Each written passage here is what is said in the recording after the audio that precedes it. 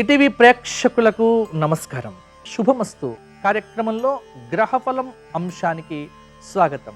ఈరోజు మేషాది ద్వాదశ రాశుల వారికి దిన ఫలితాలు ఎలా ఉండబోతున్నాయో తెలుసుకుందాం. ముందుగా ఈనాటి పంచాంగం. స్వస్తి శ్రీ ప్లవనామ సంవత్సరం, దక్షిణాయనం, శరదృతువు, కార్తీక మాసం, కృష్ణపక్షం.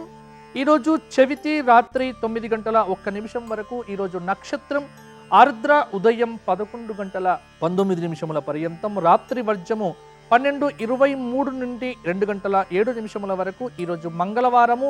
రాహుకాలము మధ్యాహ్నం 3 నుండి 4:30 వరకు. ఈరోజు ఉదయకాల దుర్ముహూర్తం 8:18 నుంచి 9:04 వరకు. రాత్రి దుర్ముహూర్తము ఈరోజు 10:28 నుంచి 11:18 వరకు. ఈరోజు అమృతకాలం అనేటువంటిది లేదు.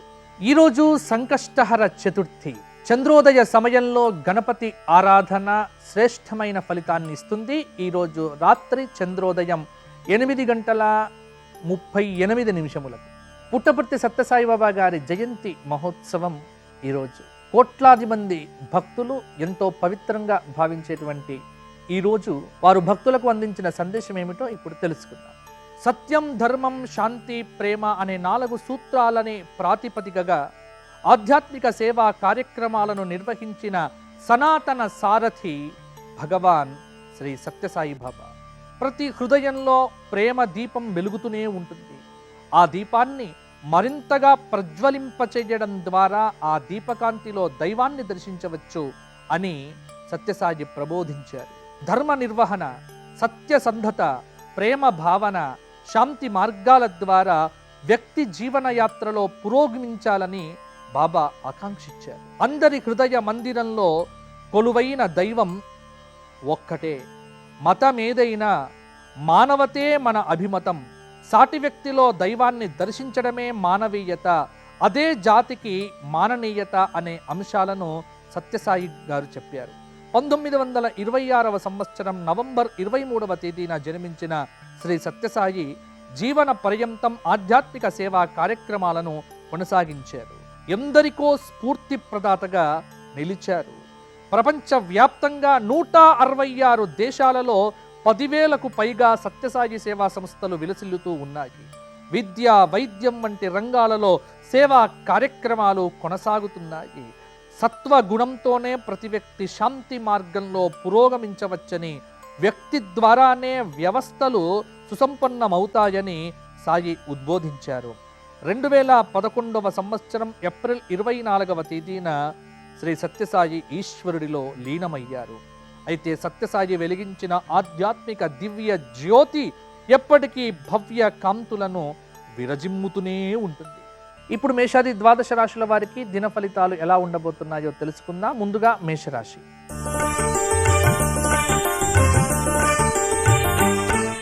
మేషరాశి తలచినటువంటి పనులు ఈరోజు సకాలంలో పూర్తి చేస్తారు. మేషరాశి వారు చాలా వరకు ఆర్థిక పరమైనటువంటి ఒత్తిడులు దూరం కావటం వల్ల ఆర్థికంగా చాలా మంచి ఫలితాలను ఈరోజు పొందబోతారు.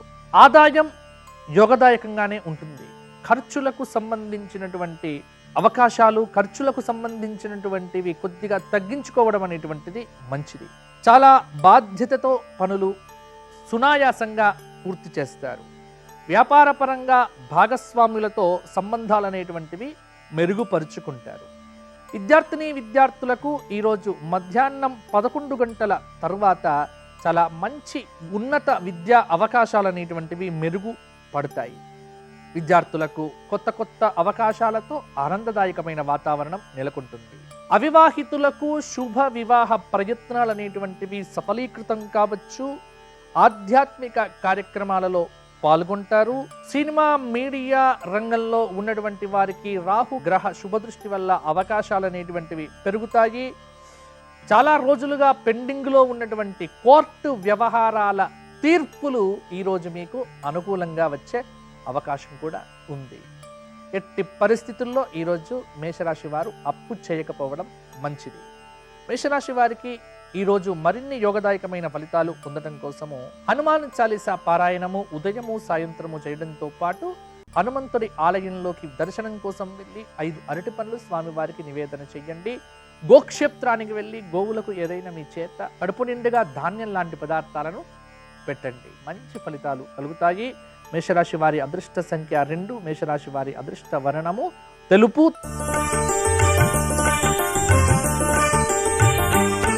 వృషభ రాశి వారికి ఈరోజు మధ్యస్థంగా ఉంటుంది. కొత్త ఉద్యోగంలో చేరేటువంటి అవకాశాలు నిరుద్యోగులకు ఈరోజు మెరుగ్గానే ఉంటుంది. అయితే ఉద్యోగపరంగా తీవ్రమైనటువంటి ఒత్తిడి పెరుగుతుంది. పై అధికారుల యొక్క ఒత్తిడితో కొన్ని పనులు చేయటం వల్ల చాలా నిరుత్సాహం అనేటువంటిది వృషభ రాశి వారికి కలుగుతుంది. అనుకున్నటువంటి పనులు ఏవైతే ఉన్నాయో వాటిని సకాలంలో పూర్తి చేస్తారు. బంధు మిత్రుల యొక్క సహాయ సహకారాలు అనేటువంటివి లభిస్తాయి. ఆరోగ్యపరంగా ఈరోజు చాలా శ్రద్ధగా ఉండవలసినటువంటి అవసరము. పట్టుదలతో చాలా వరకు పనులన్నీ కూడా పూర్తి చేస్తారు. శ్రమకు తగినటువంటి ఫలితాన్ని చాలా సులువుగానే పొందుతారు. కోర్టు కేసుల పరంగా ఒక వ్యవహారం అనేటువంటిది మీకు అనుకూలంగా తీర్పు వచ్చే అవకాశం కూడా ఉన్నది. ఇంట్లో శుభకార్య ప్రయత్నాలు ఒక కొలిక్కి వస్తాయి. వృషభ రాశి స్త్రీలకు బాగా యోగదాయకమైనటువంటి రోజు ఈ రోజు అని చెప్పవచ్చు. మరిన్ని యోగదాయకమైన ఫలితాలు పొందడం కోసం వృషభ రాశి వారు ఈరోజు సంధ్యాకాల సమయంలో నువ్వుల నూనెతో 8 దీపాలు శివాలయంలో వెలిగించండి. శివుడికి ప్రీతిగా శంఖనాదాన్ని చెయ్యండి. శివుడికి ప్రీతిగా 108 బిల్వ దళములను సమర్పణం చేయండి. మంచి ఫలితాలు పొందుతారు. వృషభ రాశి వారి అదృష్ట సంఖ్య 7, వృషభ రాశి వారి అదృష్ట వర్ణము ఎరుపు.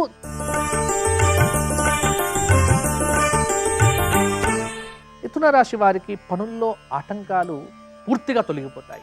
గ్రహాల సానుకూలత పెరుగుతుంది.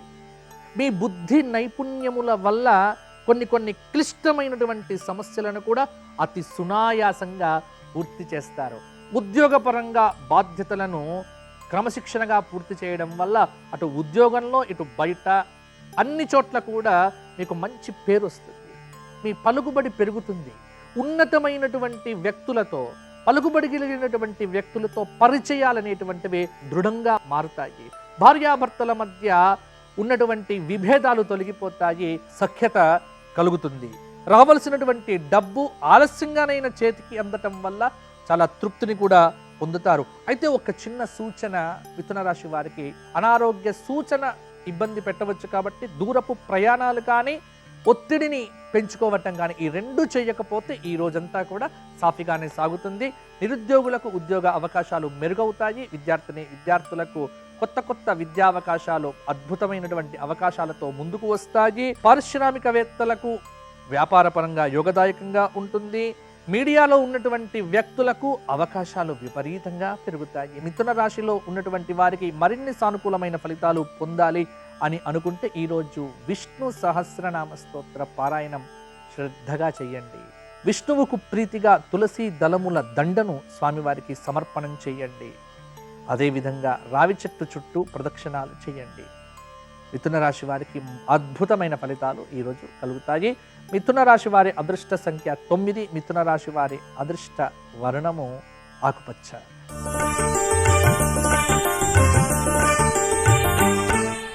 కర్కాటక రాశి వారికి ఈరోజు చాలా అనుకూలత పెరగబోతుంది. ముఖ్యంగా ప్రయాణాల విషయంలో సానుకూలత అధికంగా ఉంది. ఏదైనా దూరపు ప్రయాణం చేసి ఒక కార్యాన్ని సాధించుకోవాలి అని అనుకుంటే ఈరోజు ఆ విధంగా మీరు ప్రయాణానికి వెళ్ళండి. సంతోషంగా గడుపుతారు.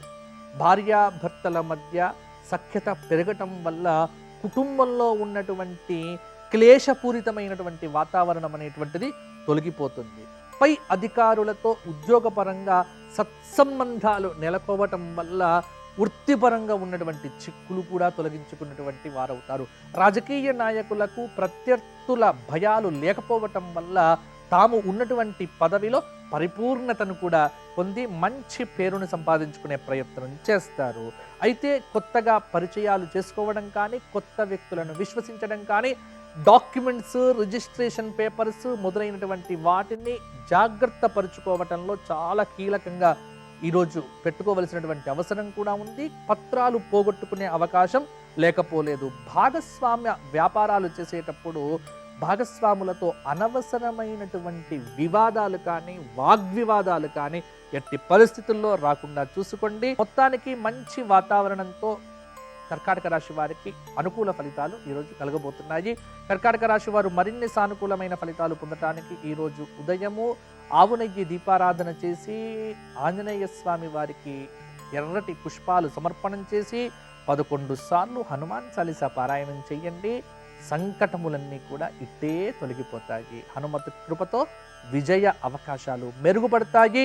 కర్కాటక రాశి వారి అదృష్ట సంఖ్య 6. కర్కాటక రాశి వారి అదృష్ట వర్ణము ఎరుపు.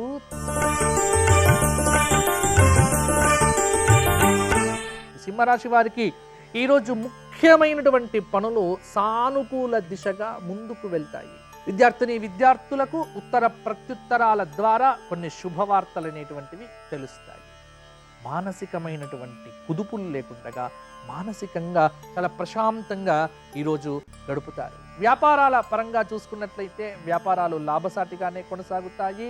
ఇంట్లో పాత బాకీలు వసూలు కావటం వల్ల చాలా తృప్తిని కూడా పొందుతారు. ఆధ్యాత్మికత పెరుగుతుంది. ఆధ్యాత్మిక గురువుల సందర్శనము, ఆధ్యాత్మిక కార్యక్రమాలలో పాల్గొనే అవకాశాలు కలుగుతాయి. ఉత్సాహంతో ఉల్లాసంతో ఇంటా బయట పనులు చేస్తారు. తీర్థయాత్రలు, దూర ప్రయాణాల మీద మనస్సు నిలపటం అనేటువంటిది కూడా చాలా తృప్తిగానే ఉంటుంది.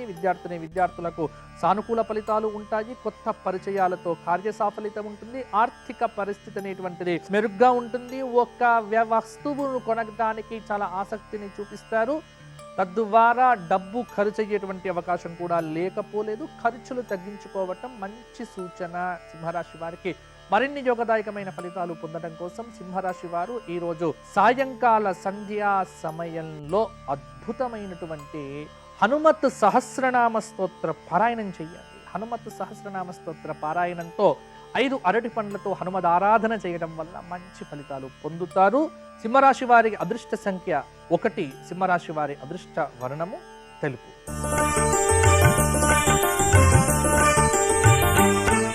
కన్యారాశి వారికి ఈరోజు కార్య సాఫల్యత కనిపిస్తూ ఉన్నది.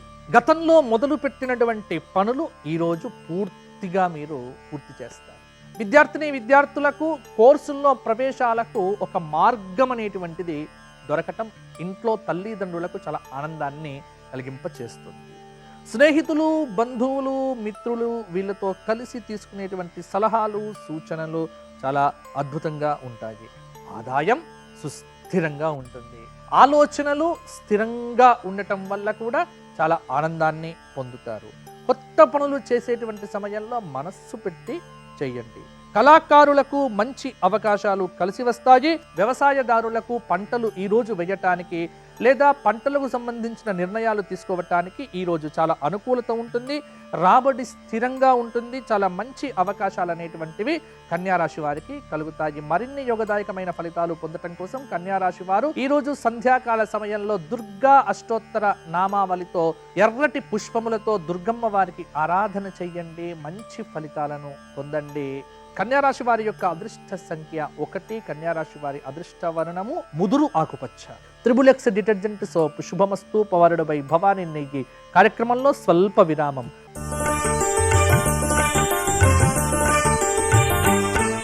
తులారాశి వారికి విపరీతంగా ఖర్చులు పెరుగుతాయి. ఆ ఖర్చుల మీద నియంత్రణ చాలా వరకు కూడా అవసరమవుతుంది. రావాల్సినటువంటి డబ్బు చేతికి అందటం, ఆ డబ్బును ఎలా సద్వినియోగం చేయాలో తెలియకపోవటం. ఇక్కడ ఇంకొక చిన్న విషయం కూడా తులారాశి వారితో చెప్పుకోవాల్సింది ఏమిటి అంటే, అనవసరంగా ఎదుటి వ్యక్తులను నమ్మి మోసపోయేటువంటి అవకాశాలు కూడా లేకపోలేదు. కాబట్టి డబ్బు విషయంలో, ముఖ్యమైనటువంటి నిర్ణయం విషయంలో మీ సొంత వ్యక్తులను, మిత్రులను, శ్రేయోభిలాషులను సంప్రదించి ఒక స్థిర నిర్ణయం తీసుకోవడం అనేటువంటిది ఈరోజు చాలా వరకు అవసరం. ఉద్యోగులకు కార్యాలయంలో అనుకోనటువంటి పరిస్థితులు ఎదురవుతాయి. అసంబద్ధ నిర్ణయాలు తీసుకోవటం మంచిది కాదు. కాబట్టి స్థిరమైనటువంటి నిర్ణయాలతో ఆలోచనలను ముందుకు వెళ్ళేట్టుగా చూడండి. ఆత్మీయుల యొక్క సలహాలు, సూచనలతో కొన్ని పనులు అనేటువంటివి మీకు అద్భుతంగా జరుగుతాయి. శ్రమకు తగినటువంటి ప్రతిఫలం అయితే తులారాశి వారికి తప్పకుండా ఉంటుంది. తులారాశి స్త్రీలకు అద్భుతమైనటువంటి సమయము. ఆనందదాయకంగా ఇంటా బయట ఉల్లాసంగా, ఉత్సాహంగా కాలాన్ని గడుపుతారు.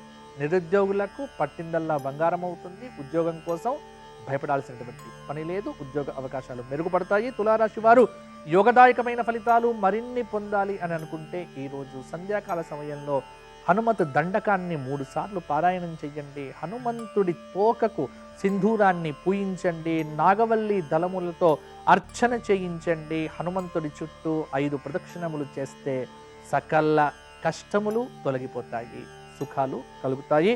తులారాశి వారి అదృష్ట సంఖ్య 7. తులారాశి వారి అదృష్ట వర్ణము పసుపు వర్ణము.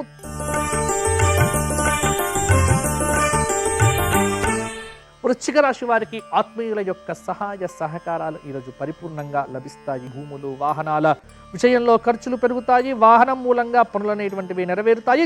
ఏదైనా నిర్ణయం తీసుకునేటువంటి సమయంలో మాత్రము జాగ్రత్తగా నిర్ణయాలు తీసుకోండి. గతంలో పెట్టినటువంటి పెట్టుబడులతో ప్రతిఫలాన్ని పరిపూర్ణంగా పొందుతారు. జీవిత భాగస్వామితో సంతోషాన్ని పొందుతారు. ఉద్యోగులకు తోటి వారి సహాయ సహకారాలు అనేటువంటివి లభిస్తాయి. అధికారులతో స్నేహంగా మంచిగా ఉండేటువంటి ప్రయత్నాలు చేయండి. ఆధ్యాత్మిక కార్యక్రమాల్లో పాల్గొంటారు. కళాకారులకు, మీడియాలో ఉన్నటువంటి వారికి, సినిమా రంగంలో ఉన్నటువంటి వారికి నూతన అవకాశాలు అనేటువంటివి పెరుగుతాయి. కొత్త కొత్త అవకాశాలు వస్తాయి. ఆదాయం పెరుగుతుంది. వివాదాలకు దూరంగా ఉండడం అనేటువంటిది వృశ్చిక రాశి వారికి చెప్పుకోదగినటువంటి సూచన. జీవిత భాగస్వామితో సంతోషమయమైనటువంటి జీవితాన్ని ఈ రోజు గడుపుతారు. మరిన్ని యోగదాయకమైన ఫలితాలు పొందడం కోసం వృశ్చిక రాశి వారు ఈ రోజు హనుమాన్ చాలీసా పారాయణాన్ని 21 సార్లు పారాయణం చేస్తే, హనుమంతుడికి ఏదైనా మంచి మిఠాయిని నివేదనగా పెట్టి పిల్లలకు పంచితే ఈ రోజు యోగదాయకంగా ఉంటుంది. వృశ్చిక రాశి వారి అదృష్ట సంఖ్య 9. వృశ్చిక రాశి వారి అదృష్ట వర్ణము నీలి వర్ణము.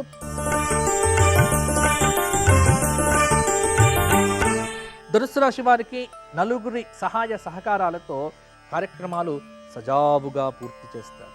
వివాహాది శుభ కార్యక్రమాలకు సంబంధించినటువంటి ప్రయత్నాలు సానుకూలంగా నెరవేరుతాయి.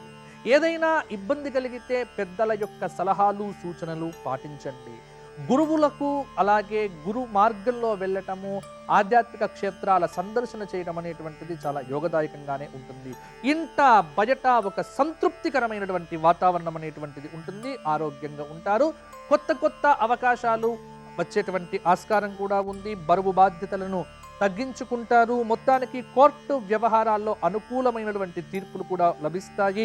వ్యాపారపరంగా కొత్త కొత్త పెట్టుబడులు పెట్టడానికి కూడా ఆస్కారం ఉంది. భాగస్వాములతో అనుబంధం అనేటువంటిది దృఢమవుతుంది. మరిన్ని యోగదాయకమైన ఫలితాలు పొందటానికి ధనుస్సు రాశి వారు ఈరోజు సంధ్యాకాల సమయంలో శివారాధన చేయటము, శివ సహస్రనామ స్తోత్ర పారాయణం చేయటము, హనుమాన్ చాలీసా పారాయణం చేయడం ద్వారా యోగదాయకంగానే మంచి ఫలితాలు పొందుతారు.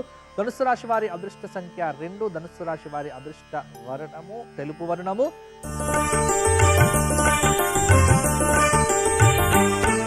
మకర రాశి వారికి ఈరోజు యోగదాయకమైనటువంటి ఫలితాలు కలగబోతున్నాయి. వివాహం కానటువంటి వారికి వివాహాలు పూర్తవుతాయి. సంబంధాలు కలిసి వస్తాయి. కొత్త కొత్త అవకాశాలతో ఉద్యోగపరంగా బాధ్యతలు పెరుగుతాయి. ఆదాయం పెరుగుతుంది. కొత్త వస్తువులు, కొత్త దుస్తులు, ఇంటికి కావలసినటువంటి ఉపకరణాలు కొనేటువంటి ప్రయత్నం చేస్తారు. ఉద్యోగపరంగా సహోద్యోగుల యొక్క సహాయ సహకారాలు పొందుతారు. సమయానికి పనులు పూర్తి చేస్తారు. విద్యార్థులు బద్ధకాన్ని తగ్గించుకోవటం వల్ల ఉన్నత విద్యా అవకాశాలను మెరుగుపరుచుకుంటారు. విద్యార్థులకు చాలా మంచి సమయం అనేటువంటిది ఆసన్నమైంది అని చెప్పవచ్చు. ఆర్థిక పరమైనటువంటి అంశాల్లో మాత్రం మకర రాశి వారు ఎటువంటి తొందరపాటు చర్యలకు పూనుకోవద్దు. వివాహాది శుభ కార్యక్రమంలో అందరిని కలుపుకొని పోవటం వల్ల అందరి సహాయ సహకారాలతో చాలా మంచి కార్యక్రమాలను సజావుగా పూర్తి చేస్తారు. మకర రాశి వారు మరిన్ని యోగదాయకమైన ఫలితాలు పొందటానికి ఈ రోజు ఉదయకాలంలో ఆవు నెయ్యితో శివాలయంలో దీపం పెట్టండి. సాయంకాల సంధ్యా సమయంలో హనుమద్ ఆలయంలో నువ్వుల నూనెతో దీపారాధన చేయండి. హనుమంతుడికి 108 తమలపాకులను సమర్పించండి. అష్టోత్తర శతనామంతో ఆరాధన చేస్తే బుద్ధి, బలము, యశస్సు, నిర్భయత్వము, ఆరోగ్యత వంటి అనేక హనుమంతుని యొక్క గుణములు మీ అందరికీ కూడా కలిగి మకర రాశి వారికి సత్ఫలితాలు అనేటువంటివి వస్తాయి. మకర రాశి వారి అదృష్ట సంఖ్య 7. మకర రాశి వారి అదృష్ట వర్ణము నలుపు.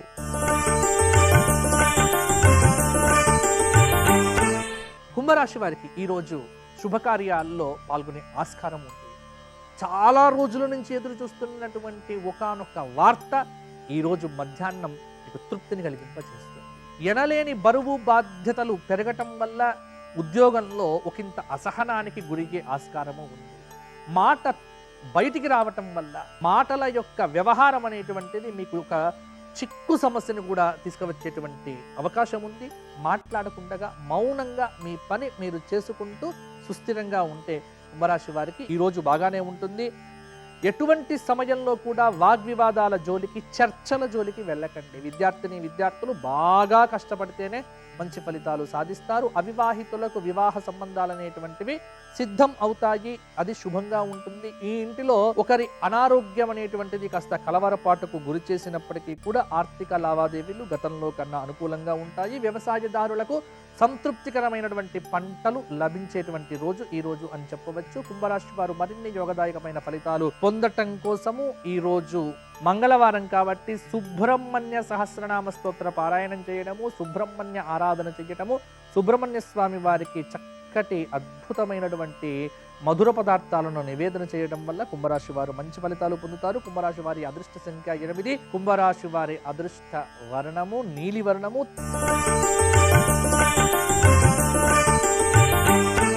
మీనరాశి వారికి ఈరోజు యోగదాయకమైనటువంటి ఫలితాలు కలగబోతూ ఉన్నాయి. కార్య సాఫల్యత ఉంది.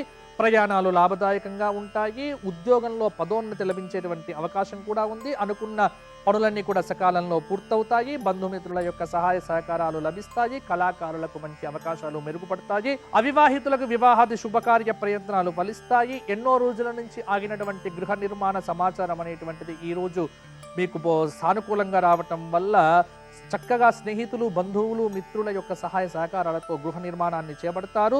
వ్యవసాయదారులకు పాడి పంటలకు చాలా అనుకూలత అనేటువంటిది కనిపిస్తూ ఉన్నది. వివాదాలకు దూరంగా ఉంటూ విద్యార్థులు చదువుపై దృష్టి పెట్టడం అనేటువంటిది చాలా వరకు అవసరము. ఆరోగ్యం మీద కనుక శ్రద్ధ లేకపోవటం వల్ల అనవసరమైనటువంటి ఇబ్బందులు కూడా కొని తెచ్చుకున్నటువంటి వారు అవుతారు. అందుకే మీనరాశి వారు మరిన్ని యోగదాయకమైన ఫలితాలు పొందడం కోసము ఈ రోజు సాయంకాల సంధ్యా సమయంలో 21 సార్లు హనుమాన్ చాలీసా పారాయణం చేయడంతో పాటు 108 తెల్లటి పుష్పములతో హనుమద్ ఆరాధన చేయండి. హనుమంతుడికి సింధూరాన్ని సమర్పణం చేయండి.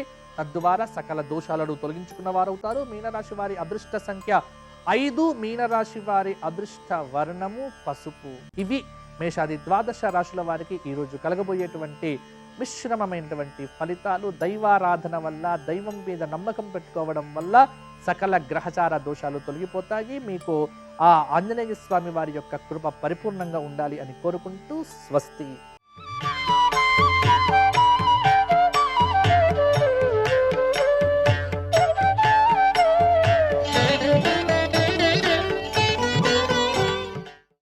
శుభమస్తు కార్యక్రమంలో గృహబలం అంశానికి స్వాగతం.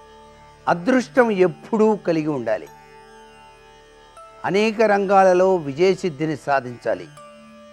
ఎటువంటి వాస్తుదోషాలు మా ఇంట్లో ఉండకూడదు అని భావిస్తున్నారా?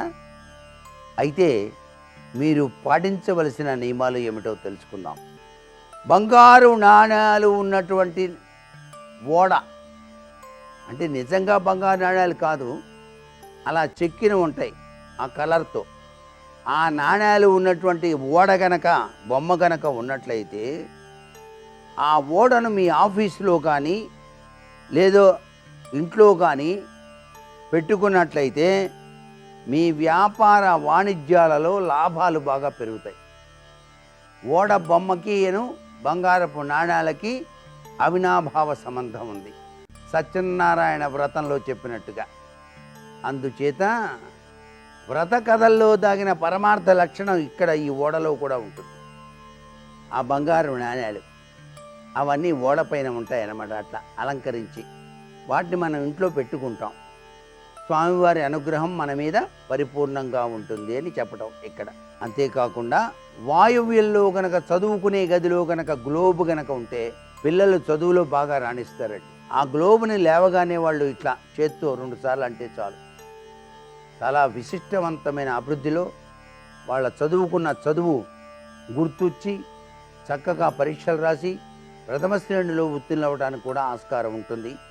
అంతేకాకుండా మీ ఇంట్లో తలుపులకి, కిటికీలకి కట్టెళ్ళు ఏర్పాటు చేస్తారనుకోండి, ఆ కట్టెళ్ళు కూడాను అందమైన కర్టెన్స్గా ఉండాలి. అద్వితీయమైనటువంటి ఆనందాన్ని కలిగించే కర్టెన్లు బొమ్మలు ఉండాలి. అంతేగాని భయానకం కలిగించేటువంటి కర్టెన్లు మాత్రం తగిలించకూడదు. ఇంట్లో కట్టెలు వేలాడదీయటం కూడా అదృష్టమే. తలుపులకు మాత్రం ఎటువంటి పరిస్థితుల్లోనూ క్యాలెండర్లు తగిలించద్దు. క్యాలెండర్ ఎక్కడా కొట్టడానికి మేకు కనిపించలేదు అని చెప్పేసి ఆ కిటికీకి వేసేటువంటి కొక్కెం ఉంటుంది కదా, ఆ కొక్కానికి తగిలిస్తూ ఉంటారు చాలామంది. అది చాలా పొరపాటు అండి. క్యాలెండర్ తగిలిద్దాము అనుకుంటే చక్కగా గోడకే మీరు తగిలించుకోవాలి, అంతేగాని కిటికీలకి వాటికి తగిలించకూడదు. బ్యాంబూ ప్లాంట్ అంటారు. ఆ ప్లాంట్ని ఇంట్లో కానీ ఆఫీసులో కానీ పెట్టుకున్నట్లయితే శక్తి కలుగుతుంది. పగిలిపోయిన గడియారం మాత్రం ఎప్పుడూ ఇంట్లో ఉంచుకోవద్దు. గుర్తుపెట్టుకునే విషయం, గడియారము పగిలిపోకూడదు. ఒకవేళ పగిలిపోయినట్లయితే వెంటనే దాన్ని బయట పారేయండి. ఆఫీసులో ఉపయోగించేటువంటి లాబియింగ్ ప్రదేశం విశాలంగా ఉండేటట్టుగా ఏర్పరచుకోవటం వల్ల కూడాను అందరూ కూడా ఆహ్లాదంగా ఉంటారు. ఎప్పుడు కూడా ఆఫీసు ప్రాంగణంలో కొంత భాగం విశాలంగా ఉండాలి. అలా విశాలంగా ఉన్న చోట కూర్చొని మాట్లాడుకోవడానికి వీలుగా ఏర్పాటు చేసుకోవాలి. డ్రైనేజీ వాటరు ఆఫీసు ముందు కానీ ఇంటి ముందు కానీ కనిపించకూడదు. ఆఫీసు మెట్లు పాడైపోయి ఉండకూడదు. మెట్లు బాగు చేయించలేదు ఏంటో అనుకుంటూ మెట్లు ఎక్కామనుకోండి, ఆ మెట్లు పాడైపోయి ఉంటే ఏం జరుగుతుంది? ఇబ్బందులు కలుగుతాయి. పట్టం, దెబ్బలు తగలటం ఇట్లాంటివన్నీ జరుగుతాయి. కాబట్టి మెట్లన్నీ సరిగా ఉన్నాయో లేదో చూసుకోవాలి ఆఫీస్వి. అలాగే ఆఫీసులో మీరు ఉపయోగించే కుర్చీలు, ఆ కుర్చీ మీద మీరు కూర్చున్నప్పుడు వెనుక భాగం ఎత్తుగా ఉందో లేదో చూసుకోవాలి. వెనక భాగం ఎత్తుగా లేకుండా డౌన్లో ఉందనుకోండి, తెలియకుండా మీరు వంగారనుకోండి, పడిపోతారు కదా. పడిపోయినప్పుడు దెబ్బ తగులుతాయి. కాబట్టి ఎత్తుగా ఉండాలి. ఎప్పుడు కూడా కుర్చీ వేసుకున్న చోట వెనక భాగం కొద్ది ఎత్తుగా ఉంటే మంచిది. ఆఫీసు టేబుల్ పైన చెత్తా చెదారాలు అసలు ఉండకూడదు. ముఖద్వారానికి ఎదురుగా కుర్చీ వేసుకొని కూర్చోకండి. చాలామంది చేసే పెద్ద పొరపాటే ఇది. ఇంట్లో కూడా అంతే. సింహద్వారానికి ఎదురుగా కుర్చీ వేసుకొని పడుకొని వెళ్ళే వాళ్ళని వచ్చేవాళ్ళని చూస్తూ ఉంటారు. అది చాలా తప్పు. ముఖద్వారానికి ఎదురుగా మాత్రం కుర్చీ వేసుకోరాదు. మరికొన్ని ముఖ్య విషయాలు రేపటి శుభమస్తు కార్యక్రమంలోని గ్లోబల్ అంశాల్లో తెలుసుకుందామా? మరి సర్వే జన సుఖినో భవంతు.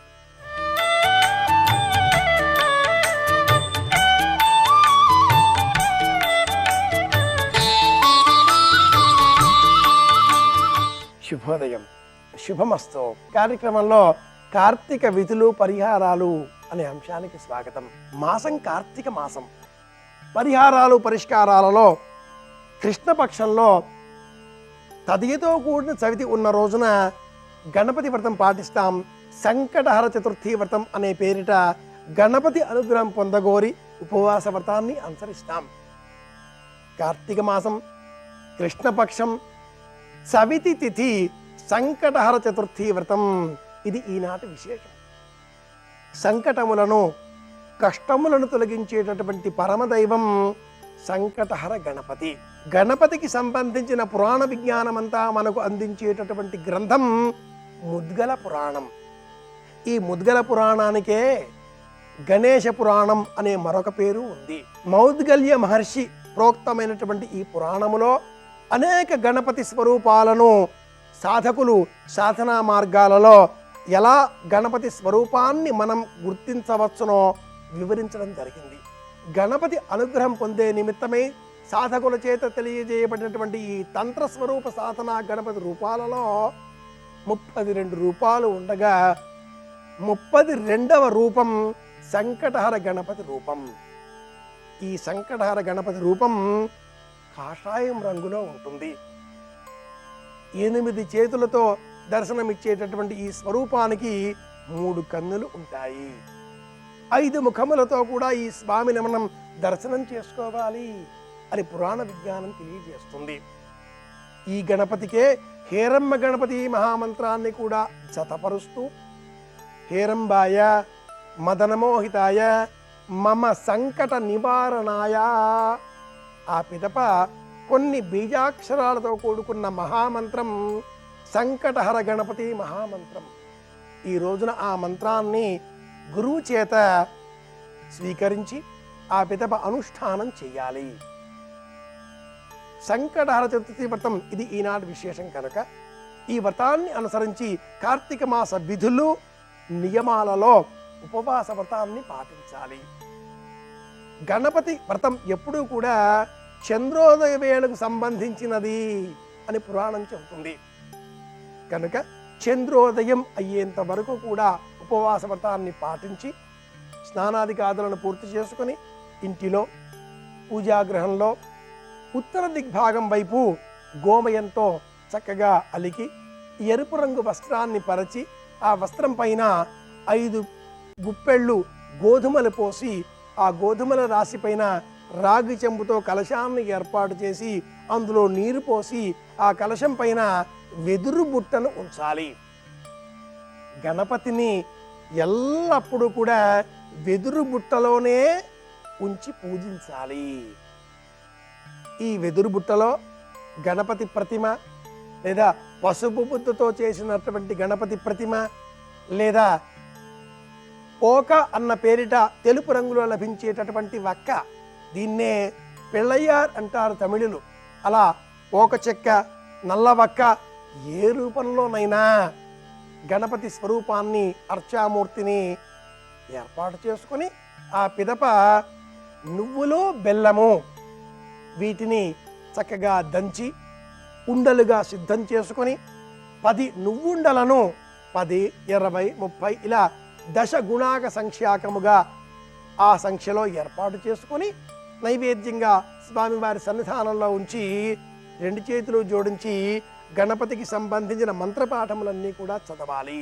నమస్తే గణపతయే త్వమేవ ప్రత్యక్షం తత్వమసి త్వమేవ కేవలం కర్తాసి త్వమేవ కేవలం ధర్తాసి త్వమేవ కేవలం హర్తాసి త్వం సాక్షాత్ ఆత్మాసి నిత్యం వ్రతం వచ్మి సత్యం వచ్మి అవత్వం మాం అవవక్తారం. గణపతి అథర్వశీర్షం ఇది ఈ మహామంత్రం. ఈ గణపతి అథర్వశీర్షం ఒక ఉపనిషత్తు 108లో ఒకటి. ఈ రోజున ఈ ఉపనిషత్తు వింటే కూడా అద్భుతమైన ప్రయోజనాన్ని మనం పొందగలుగుతాం. త్వం బ్రహ్మాస్త్వం విష్ణుస్త్వం రుద్రస్త్వం ఇంద్రస్త్వం అగ్నిస్త్వం వాయుస్త్వం సూర్యస్త్వం చంద్రమాస్త్వం బ్రహ్మ భూర్భువస్సువరోం అంటూ ఈ ఉపనిషత్తు పూర్తి అవుతుంది. ఇలా ఉపనిషత్తును పారాయణం చేసి లేదా వింటే కూడా అంతే పుణ్యఫలం కాబట్టి విని ఆ పిదప గణపతికి ప్రీతికరంగా గరికను సమర్పించాలి. ఈ వ్రతం శ్రావణ మాసంలో ప్రారంభించాలి. ఏవైనా కారణాల చేత శ్రావణ మాసంలో ప్రారంభించడం కుదరని పక్షంలో ద్వితీయ మార్గంగా అద్భుతమైనటువంటి కాలం ఈ కార్తీక మాసంలోని కృష్ణపక్షమంతా కూడా శివ సంబంధమైన అర్చనలకు తగిన కాలం కనుక ఈ మాసంలో గణపతి వ్రతం సంకటహర గణపతిని ప్రారంభించాలి అని కూడా సనాతన ధర్మం బోధిస్తుంది. ఈరోజు మరింత విశేషం, ఎందుకంటే మంగళవారం నాడు ఈ వ్రతం రావడం. ఇలా మంగళవారం నాడు చవితి తిథి వచ్చిన ఎడల అలా వచ్చేటటువంటి ఆ వ్రతానికి కృష్ణాంగారక చతుర్థి వ్రతం అన్న పేరు ఉంది. కృష్ణపక్షములో కుజ సంబంధమైన వారం మంగళవారం నాడు చవితి తిథి ఏర్పడిన కారణంగా గణపతిని అర్చిస్తే ఆ గణపతి హేరంబాయ అద్భుతంగా ఎరుపు రంగులో ఉండే ఆ స్వామి మనకు సమస్తములైనటువంటి కోరికలను నెరవేరుస్తాడు. చక్కటి జ్ఞాపక శక్తి, అద్భుతమైనటువంటి ధారణ, రచనా పాటవం, విద్యార్థులకు అమోఘమైనటువంటి వాక్చాతుర్యం ఇవన్నీ కూడా అలవడే నిమిత్తమై గణపతికి ప్రీతికరంగా తేనెను ఈ రోజున అర్హులైన వారికి బహుమతిగా అందించాలి. మీ గురుదేవులకు గణపతి అనుగ్రహం పొందగోరి ఈ రోజున తేనెను బహుమతిగా అందిస్తే కూడా గురువుల అనుగ్రహంతో అద్భుతమైనటువంటి వాక్చాతుర్యం, వాక్పాటవం, కంఠమాధుర్యం మీకు వస్తాయి అని కూడా ముద్గల పురాణం తెలియజేస్తుంది. ఈ రోజున గణపతిని ఆరాధన చేద్దాం. గణపతి అనుగ్రహంతో మరిన్ని విషయాలు తెలుసుకునే నిమిత్తమై మళ్ళీ రేపు కలుసుకుందాం. అందరి క్షేమాన్ని కోరుతూ శుభమస్తు.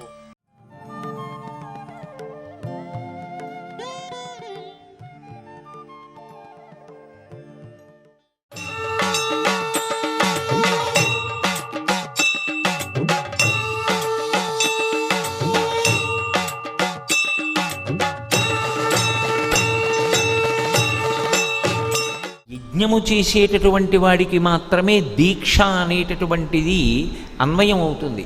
మీరు వేదంలో పరిశీలనం చేస్తే యజ్ఞం చేసేవాళ్ళు ఎవరుంటారో వాళ్ళు మేళతాళాలతో మంగళవాద్యాలతో పురోహిత సమూహంతో కలిసి యజ్ఞవాటంలోకి ప్రవేశిస్తారు. ఇక ఆ యజ్ఞమంతా పూర్తయిపోయే వరకు యజ్ఞ ప్రాంగణాన్ని విడిచిపెట్టి వెళ్ళిపోకూడదు. ప్రత్యేకించి ఊరు విడిచిపెట్టి అస్సలు వెళ్ళకూడదు. అందుకే యజ్ఞం ఎక్కడ చేస్తున్నారో అక్కడే యజ్ఞము చేసేటటువంటి కర్త నివసించడానికి యోగ్యంగా ఒక చిన్న పర్ణశాల వేసుకుని అక్కడే ఉంటాడు. అక్కడే ఉండి ఆ ప్రాంతాన్ని విడిచిపెట్టకుండా యజ్ఞమంతా పరిసమాప్తమైపోయిన తర్వాత అవబృధ స్నానం చేయిస్తారు. యజ్ఞం చేసినటువంటి దంపతుల్ని కూర్చోపెట్టి అవబృధం చేయిస్తారు. చేసిన తరువాత మళ్ళీ మంగళవాద్యాలతో అంతఃపురానికి ఎడతాడు. యజ్ఞం చెయ్యడం అంత తేలికైనటువంటి విషయం కాదు. అందున కలియుగంలో సశాస్త్రీయంగా యజ్ఞం చెయ్యడం అసలు తేలికైన విషయం కాదు. చాలా తేలికగా యజ్ఞం చేశాడనేటటువంటి ఫలితాన్ని పొందాలి అంటే దానికి ఒకే ఒక్క ఆధారం ఏమి అంటే తీర్థస్నానం చేయడమే. అందుకే తీర్థయాత్ర చేసి వచ్చారండి అంటారు. తీర్థయాత్ర చేసి వచ్చినటువంటి వాళ్ళ యొక్క శక్తి, భగవద్ అనుగ్రహము వాళ్ళ అరికాళ్ళకి పట్టి ఉంటుంది. అరికాళ్ళకి పట్టి ఉంటుంది కాబట్టే వాళ్ళు ఎంత శౌచం అంటే తీర్థయాత్ర చేసి ఇంటికి వచ్చే లోపల కూడా వాళ్ళేమీ అశౌచంతో ఉన్నట్లు కాదు. వాళ్ళు ఆఖరికి ప్రయాణం చేసి వచ్చిన వాహనంలోంచి దిగుతున్నప్పుడు కూడా వాళ్ళ పాదాలకి నమస్కారం చేస్తారు. అసలు ఈ బ్రహ్మాండమునందుండేటటువంటి సమస్త తీర్థయాత్రల యొక్క సారము ఎక్కడ ఉంటుంది అంటే మహాభక్తులైనటువంటి వారి పాదముల అడుగు భాగాన్ని పట్టుకుని ఉంటుంది. వాళ్ళ పద రజస్సుని పట్టుకుంటుంది. అందుకే మహాత్ములైనటువంటి వారు ఇంటికి వస్తే ఇల్లు అంత వృద్ధిలోకి వస్తుంది. కారణం ఏమంటే వారు గడప దాటి లోపలికి వచ్చినప్పుడు రెండు విశేషాలు జరుగుతాయి. ఒకటి, వారి పాదములకు అంటి ఉన్నటువంటి ధూళికణములు ఇంట్లో పడతాయి. ఆ ఇంట్లో పడిన కారణము చేత సమస్త తీర్థముల యొక్క సారము ఇంట్లో ప్రవేశిస్తుంది, ఇల్లు పునీతమవుతుంది. రెండు, ఇంటికి పరమభాగవతోత్తముడైనటువంటి వాడు, ఎన్నడూ ఏదీ ఆశించనటువంటి వాడు, కేవలంగా భగవంతుని భక్తి తప్ప జీవితంలో వేరొకటి కోరనటువంటి వాడు ఇంటికొస్తే సింహాసనంలో ఉన్నటువంటి పరమేశ్వరుడు తలెత్తి చూస్తాట. ఇన్నాళ్ళకి కదురా నువ్వు కట్టిన ఇంటిలోకి, పూజామందిరంలో నువ్వు ఇన్నాళ్ళు పూజ చేసినందుకు నన్ను నమ్ముకున్నవాడు వస్తున్నాడని తల ఎత్తి ఎత్తి చూస్తాట. ఆయన లోపలికొచ్చి గుక్కెడు మంచినీళ్లు తాగి వెళ్ళిపోతే చాలు, కూర్చుని వెళ్ళిపోతే చాలు, ఈశ్వరుడు విశేషంగా సంతోషిస్తాడు.